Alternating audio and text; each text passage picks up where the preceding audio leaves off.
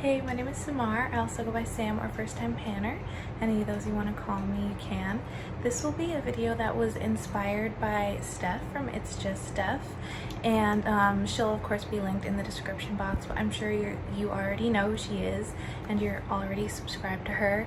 She's another Minnesota girl who loves makeup just like me, so definitely subscribe. She's really fun. She's one of my favorite people to watch on YouTube. As you can see from the title, this will be an eyeshadow palette tournament, and this is part 1 of 4.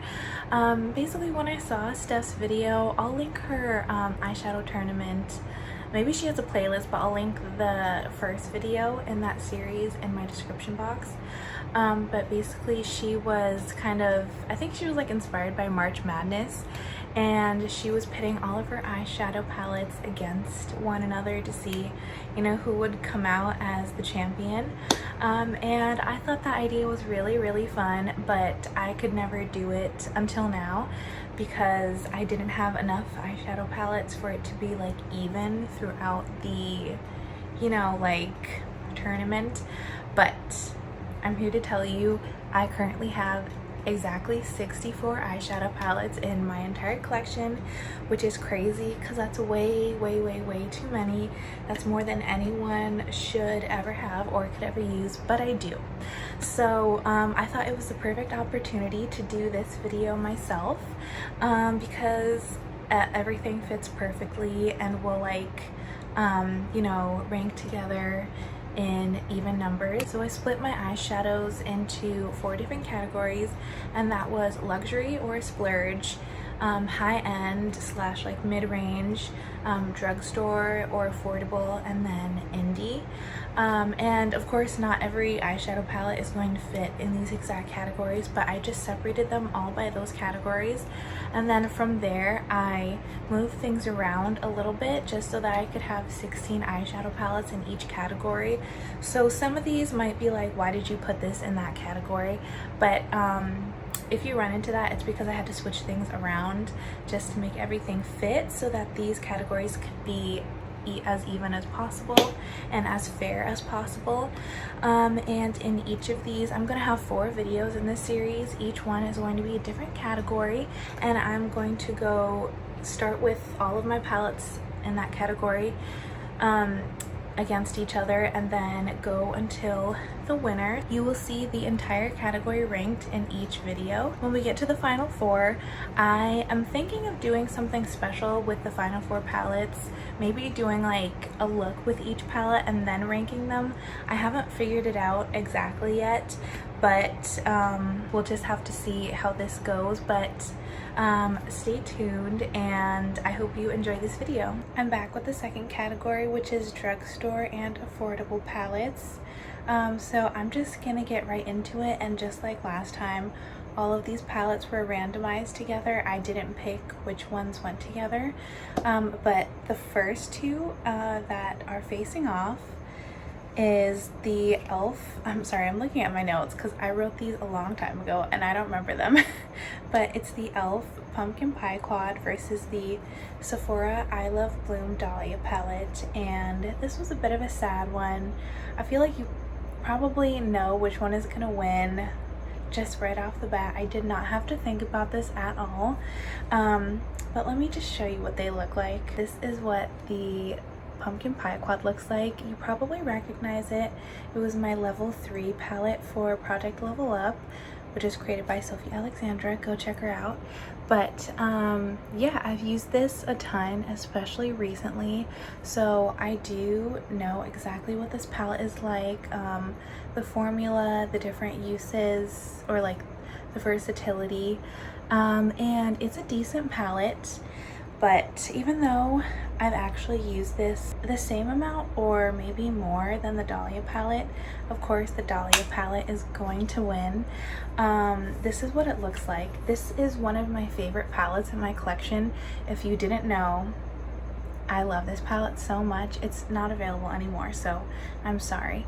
But this is an all cream to powder palette from Sephora. This specific layout with like the all cream to powder shadows was a line exclusive to, or like a layout exclusive to this line, which was like from years ago, so I'm really sad that they don't seem to be doing this anymore, but this is so good. I just love this so much. It's like my go-to travel palette.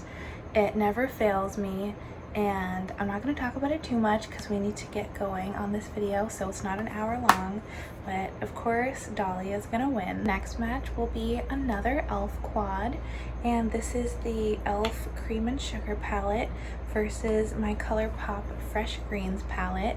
And this one, I'm not going to show it too much because it's my current Project Level Up palette, but yeah, this is the one that I'm working on now. I'm wearing this palette right now, all 4 shades. So I'm not going to show it anymore just so I don't spoil anything. This is what the Fresh Greens palette looks like. Oh, there I am. Hi. I think this is a Target exclusive from ColourPop, but I really like this palette. It's beautiful. I love green eyeshadow, and this is like, it doesn't have as many grungy greens as I like, but I also love those beautiful mint shades that it has.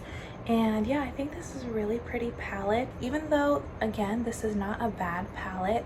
There's nothing necessarily wrong with the formula, but it doesn't have the greatest formula ever, and then also just the color story definitely is not up my alley, and I've talked about this so many times in my Project Level Up series. This color story is just not it for me. I literally do this exact look every time I use this palette, and the fact that the formula isn't my favorite just made this like a clear loser in this match. Sorry. The third round is my Sephora Medium Cool palette versus my e.l.f. Rose Gold Nude palette, and this one was a bit more difficult than the first 2 matches. This was in my July rotation for No Pan Left Behind, and spoiler, I really like this palette.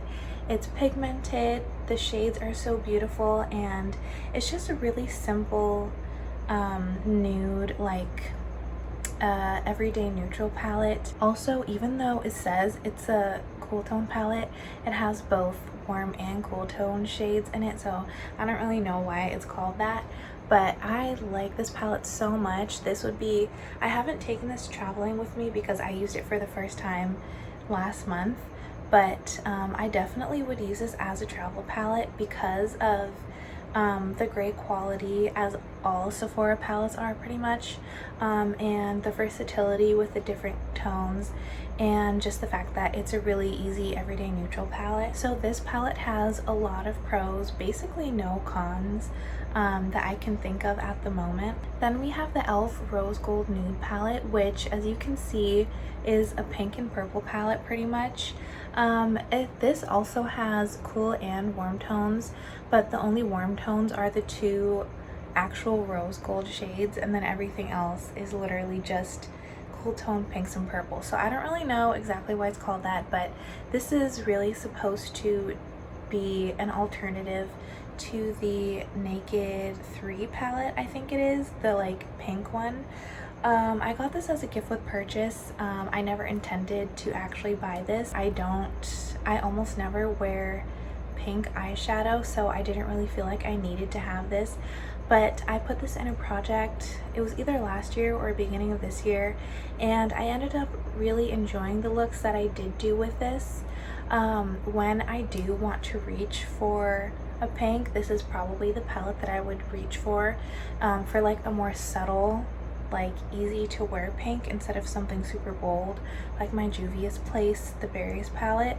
However, this does not have much versatility. They're like 2 deep purples, 2 rose golds, 2 super light pinks, and then there's like 1 mid-tone matte. Basically everything else is like repeating shades, so you kind of get the same 2 looks. Sorry, yet again I ran out of storage and had to delete things, so now I'm nervous. But okay, let me just speed through this one. Even though you'd think that this round wouldn't be difficult considering what I just said, it really did come down to exactly what I would use things for. And I will say this palette, the Sephora one, does have a shade that I absolutely love in here, and I did mention this in one of my I think it was a No Pan Left Behind update, but this shade is so beautiful and it looks very similar to one of my favorite shades in my entire collection, which is Candlelight from my Sigma Ambiance palette. And yeah, I feel like I could wear this every day and never get sick of it. It's just so beautiful to me. Ultimately though, I did choose to keep my e.l.f. palette just because, I mean, I love this one so much, but I feel like I said, if I was going for pinks, I don't often, but if I was ever going for like an everyday soft pink look, it would be with this palette. I don't really have pinks anywhere else in my collection because I don't wear them too often, but I wouldn't want to get rid of the only option that I have of something. So, you know, in a shock twist, the Rose Gold Nude palette is advancing. Next is, yet again, this is going to be a theme, another e.l.f. quad, and this is the Truffles quad. I do talk about this a lot. This is in a lot of my eyeshadow palette like tag videos, so check out my non-project pan playlist. Yeah, this is just a really nice quad. I love the tones in here. I don't use the black too often, but I especially love this silver shade right here. It is so pretty, and I almost never wear silver, but this one transforms when you put it on top of other things. It is so pretty. And then the other palette is my ColourPop Avatar The Last Airbender palette. I'm just gonna say it, this one won because even though I love this palette so much, it's one of my favorite palettes in my collection. I could never get rid of this palette just because I love The Last Airbender, and this palette is so beautiful. Look at it, it's so pretty, like everything about it. I do like the color story of this palette better, and I do like this is probably my favorite formulated e.l.f. quad. This one and the Hot Jalapeno quad. Well, no, I think this one is my favorite of the bite-sized quads from e.l.f. But and I don't really get use out of this color story. I could wear like the Earth and the Air rose, but the other two rows are really not up my alley. But I just love this palette so much. It's beautiful, and it's kind of more like a sentimental piece for me, so this one is advancing. But how far will the sentiment carry it? That's the question. Next is a Sephora palette versus a ColourPop palette. This is the Playlist Disco Diva palette, which is like the purple palette from Sephora. And this one, it's not their all cream to powder shadow palette, but the formula is still really good. And each of these purples has pretty much a different undertone, more or less, which makes it pretty unique in my opinion, but also the tones still go well together, which is hard to do when you have different undertones in your shades. And of course it like leans more neutral, like the neutral side of purple, so I feel like I could wear this on an everyday basis, especially because I love purples and I would have no problem with it. Then we have the ColourPop Lucky Penny palette. I do have a pan in this palette because it wasn't a project, and that thing took so long to hit pan on. Never doing that again. But I really do like this palette. I bought this at a time when I loved warm tones every single day. I did not wear cool tones when I bought this, but since I have learned to appreciate different tones. For this reason, I do think that the Sephora Disco Diva palette should win. I just think I would get way more use on this palette, and even though orange is my favorite color in general, and that palette does have some oranges in it, I wear purple makeup a lot more often than I wear orange makeup, so Disco Diva won this match. Again, we have Sephora versus ColourPop, and this is the Sephora Southwest Sunrise palette, which is actually currently in my No Pan Left Behind rotation. I haven't used it yet this month, but I have used this plenty of times in the past. Then we have the Big Poppy palette, which is literally just a monochromatic orange palette, and the packaging is so beautiful. And I felt like this one was pretty easy This one definitely won. So, I mean, the last one, the Sephora palette one, this time it's the ColourPop. So, you know, I'm showing love to both brands, but I couldn't give up this packaging. Just like the Avatar palette, I don't think I would ever get rid of this palette. Even if I eventually did declutter the shades in here, I would keep it and just use this to like house my like other ColourPop shades from different palettes, because this is so beautiful. Like I said, orange is my favorite color, and I don't get too much use on these shades, even though I really thought I would when I bought this palette. I love orange and I love all matte looks, but I really love the packaging. I love the shades too, but it won for the packaging, let's be honest. And then also, even though this isn't a terrible palette, this is definitely the most poorly formulated Sephora palette I own, just because this duochrome shade here is not really much of a duochrome. I like don't use this shade up top here. It's too light and yellow for me to use it really in any way, and it's just, you know, this was the first palette I ever bought, and I feel like my preferences have definitely changed since I bought it. Next is my final e.l.f. quad versus another ColourPop 9 pan. This is the Hot Jalapeno quad. Again, just like all the quads I've mentioned so far, this was in my Project Level Up, which is why it has so many pans in it, but I also just really love this palette. It's very simple. You can only get like 2 different looks out of this palette pretty much, but I love green eyeshadow, and I especially love pairing green and yellow, and that's exactly what this palette is. Then I have the ColourPop Wild Child palette. I did remove 2 of the shades in here because one was pressed glitter and one was a matte with glitter, and I hate those formulas. And the rest is the 7 shades that I liked enough to keep in here. The tones that are left are colors that I really love. They're so beautiful. I've used this palette in its entirety when it was in a project, and I really enjoyed using it. But the Hot Jalapeno palette did win this match. I just love green and yellow so much that I couldn't get rid of this, and I also love the formulation, especially for how much these are. I think these are still only $3, and they're so well formed. Well, a lot of them are well formulated. The only thing is this green matte takes a lot of building, but other than that, this is a perfect palette. I do still like this palette, but I mean, there's not much left in here anyway. And sorry, Roxy's crawling under my bed if you can hear that. I feel like I could take one of these 2 dark browns out and I would still have the same palette.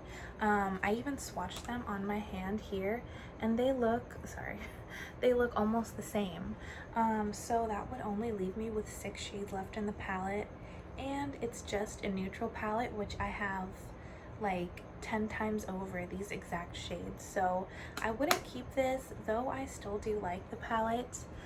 I mean, I wouldn't own it if I didn't like it, but it's definitely not going to win over the Hot Jalapeno. The last match of the first round is my NYX Warm Neutrals palette versus my Sephora Blues Beauty Playlist palette. This is what the NYX palette looks like, and I did have this in a project before, which is why it has a pan. But other than that, I've pretty much only used the other shades once. This is a decent palette, but considering I have all of these tones in other palettes, I just don't use this often enough. But this will be in my No Pen Left Behind project soon, so I will be using it again. Then we have the Blues Beauty Playlist palette, which this also is another one of those palettes where it's like, this is a true favorite. This is like top 10 palettes in my entire collection. I love this so much. I did take out the blue that was in here because I didn't like it, but now that I took that out, I love it so much. It was one of my palettes for my Pan That palette last year. It's my favorite cool tone companion palette, which is why it has so much use on it. All of the shades are great after I took that blue one out. I mean, Sephora just, I keep saying this, but Sephora has an amazing formula, and if you've never tried one of their 7 pans, try them right now. Next is the Dollia palette versus my Fresh Greens palette, and these are very, very different. They serve very different purposes in my collection. This is just a really beautiful green palette for spring and winter because it does have those grungy greens in here. And like I said, I love green eyeshadow. It's my favorite color of eyeshadow to wear. I feel so beautiful in it, and this has a decent formula. Like ColourPop, from everything I've tried, they do their shadows well, if it's not the glitter shadows, because I hate those. Then we have again the palette that I can never say enough good things about. A great travel palette again. I just swatched some metallics from each of the palettes. These are the Dollia ones, of course, and then these are the what is this? Fresh Greens. Oh my god, I forgot the name. That should give you a hint into which palette I'm choosing, and it's of course the Dollia palette. It kind of isn't fair that it went up against the Dollia palette because this is just such a favorite in my collection, and I do really like this palette, but it really couldn't hold a candle to my favorite travel palette. The second match is the Avatar palette versus the Rose Gold palette. These are both very unique palettes in my collection for different reasons. This is a unique color story, while this is unique packaging. I do value both of these palettes, but if I actually had to choose one, and if I just thought of which one is truly my favorite when I do think about it, it would have to be the Avatar palette, just because it's so pretty. Next we have Disco Diva versus Big Poppy, and honestly this is kind of a repeat from the last match. Even though I really do like the shades in here, and I feel like the color story is like more up my alley, I am going to choose Big Poppy for the packaging. I also feel like I really should keep it because I got rid of my, well, like, I didn't really get rid of it, but I got rid of my Lucky Penny palette. I don't have nearly as many oranges in my collection as I did if I had that one, theoretically, but I would want to have oranges. Not that this is like if I had to declutter, this is literally just like what's my favorite, but I do really like the tones in here, and they're like bright, but they're also like grungy and deep and peachy, so this is very versatile. And just looking at the shades in my palette, even though I don't use it too often, it does make me happy. And the packaging, again, definitely makes me happy. It's orange, it's flowers, it's my favorite cardboard packaging that I love, so I would keep the Big Poppy palette. The last match in the second round is the Hot Jalapeno Quad versus the Blues Beauty Sephora palette. I'm almost gonna say Disco Diva again, but these are both really, really great palettes. Again, two like pretty much favorites in my collection. Again, I love this because it's super simple with a great formula and shades that I love, not only love, but love pairing together. And then this one is like one of the best formulas in my entire collection, especially this palette. There's something about it that's amazing and smooth and pigmented but buildable. It's so good, but it's also a great companion palette and has shades that I don't really have anywhere else in my collection and I always reach for. So this one was okay. I'm not gonna say I didn't know which one was going to win going into this match, but it was one of the more difficult ones because I love both of these and I treasure both of these, and both of these do like make me really happy to use and look at and think about. But ultimately the winner was Blues Beauty. I love this palette so much. Like, this shade right here is a shade that I reach for all the time when I like don't have a transition color for like a cool tone eyeshadow look. I always reach for this one. It is such a good tone for me as far as cool tones, but it is so buildable and I just love it. Now we're getting to a difficult one. Okay, we have the ColourPop Avatar palette and the Sephora Dollia palette. again, this is one of my favorite, like top favorite palettes in my entire eyeshadow palette collection. And then this has my favorite packaging in my entire collection, and it's just, I feel like talking about packaging is so ridiculous because, like, who cares? It's not even the part you're actually using. But whenever I look at this palette, I get so happy because I love this show so much, and it's just so pretty. Even if I didn't know what the show was, it's so pretty. Like the gold, everything. I also feel like I should show you this shade from my, I sheared it out too much. This is my favorite shade from this palette. It is so pretty. I use it as an inner corner highlight when I use this palette, but it is so pretty. It's like a yellow toned metallic color. I don't know, I just felt like I had to show you that. Especially because this palette is going away now. Yeah, it didn't make it past this round because the Dollia palette won. This is like supreme in my mind. I love this so much, not only for its versatility and the fact that I love it for travel, but the formula. I will be so sad when I have to get rid of this, when it inevitably, like, eventually goes bad on me. I'll be so sad because I love this so much. I really need to use this more often. For how much I'm talking this up, I don't have any pans in this palette, so that's kind of weird. Yet again, we have a ColourPop palette versus a Sephora palette, and yet again, just like the last match, we have a palette that I love for the packaging, and I do love the shades, but I don't really use it that often, especially not as much as I thought I would. And then we have a palette where, you know, it's just a little palette, but it's so impactful in my collection. And it's really coming down to like what I get the most excited to use. The Blues Beauty palette won. Can you believe it? Because it's kind of surprising. Before I put this palette away though, I just want to swatch this shade. It's called Cali Love. It is so pretty. It's also pretty much like the exact same shade as the Pantone color of the year, which is called Peach Fuzz. It is so pretty. I did a get ready with me with this eyeshadow, so check out my get ready with me playlist as well. But now we're on to the final round, and we're down to 2 Sephora 7-pan palettes, 2 of my most favorite palettes in my collection, which is, you know, if you think about it, since these are like in the affordable category, but they're 2 of like some of my most favorite palettes in my entire collection, and I have 64 eyeshadow palettes.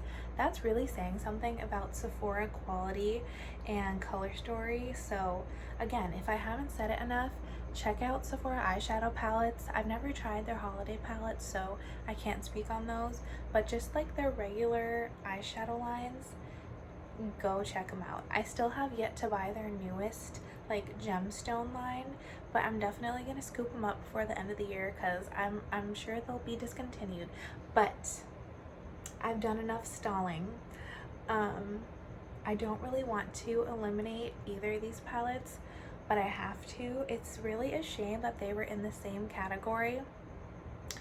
But honestly, if I did have to say which one was my most favorite between these 2, I don't know, these just, it really pains me. I feel like I want to swatch these palettes just like to stall more, but I'm not going to. The winner is the Dollia palette. I love this palette so much, but if it came down to it, I feel like these shades, even though I absolutely love the formula of both of these palettes, because let's be honest, like cream to powder is probably, in my opinion, the most superior eyeshadow formula ever. It's just a perfect formula, and this is 7 pans of cream to powder shades in like different tones and shades and everything. I love it. But then this palette has, for the mattes, the smoothest, most buttery, like this is Pat McGrath quality in like a $14 eyeshadow palette, and the tones are amazing for a cool tone palette, but it's also versatile. It has different types of shades, but Yeah, if I had to choose one, I would keep this one because I feel like it's just that much more unique being the all cream to powder formula. So I did have to choose this one. This is staying in the tournament, and this will meet up again with the Sigma Ambiance and whichever 2 other palettes I choose to be my top winners of their categories. Stay tuned for my next one, which will either be luxury or indie. If you have a category you would prefer to see first, let me know and I'll film that one first. Keep watching for those and stay tuned for my next video, which will probably be a project pan update. Anyway, I'm gonna stop talking now. This video is long enough. Thank you so much for watching. I hope you have a great day. Bye.